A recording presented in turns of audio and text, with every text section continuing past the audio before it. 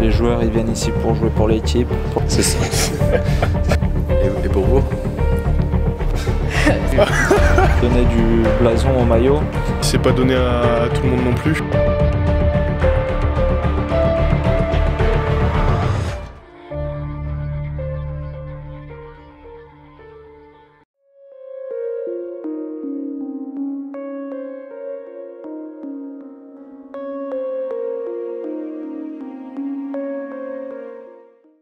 Bonjour à tous, bienvenue sur la chaîne YouTube de 100% Sport. Donc aujourd'hui, on a le plaisir d'avoir avec nous Peter Bourgault, le capitaine des Remparts de Tours.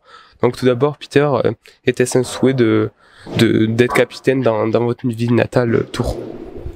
Bonjour à tous. Non, je suis arrivé l'année dernière et on a eu des longues discussions avec le coach précédent et c'est lui qui a décidé de me mettre capitaine des Remparts de Tours, mais à aucun moment j'ai souhaité ou voulu être capitaine. Ça s'est fait naturellement avec le premier coach qui était en place. Vous avez marqué votre premier but en Ligue Magnus avec Besançon face à Strasbourg.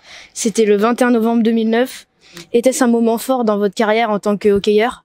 Le premier but, je m'en souviens pas exactement, mais c'est sûr que ma première saison avec Briançon est vraiment un rôle un peu plus important que ce que j'avais pu connaître à Rouen. Ça a été des moments forts, surtout que la première année avec Briançon, on a gagné la Coupe de France, donc c'était des bons moments sur ma première saison vraiment professionnelle. C'était vraiment excellent. Donc toujours avec Briançon, lors de l'intersaison 2010-2011, donc vous avez accepté de baisser votre salaire donc pour permettre au club de se maintenir en Ligue Magnus. Du coup, pourquoi vous avez fait ce choix? Alors en fait, on est arrivé assez proche de l'avant-saison, donc avant le camp d'entraînement. 2-3 semaines avant le camp d'entraînement, on apprend que l'équipe elle est pas reconduite à cause d'un problème financier. Donc il y avait plusieurs options et l'option numéro 1 pour que le club puisse se maintenir, c'était que certains joueurs baissent leur salaire.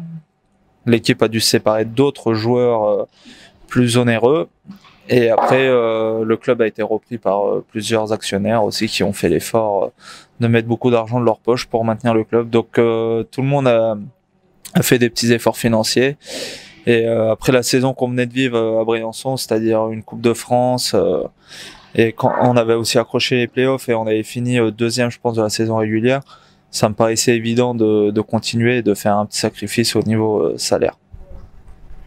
Et donc vous remportez avec Briançon la Coupe de la Ligue durant la saison 2011-2012. Après 3 échecs pour les Diables Rouges, est-ce que c'était une forme de délivrance?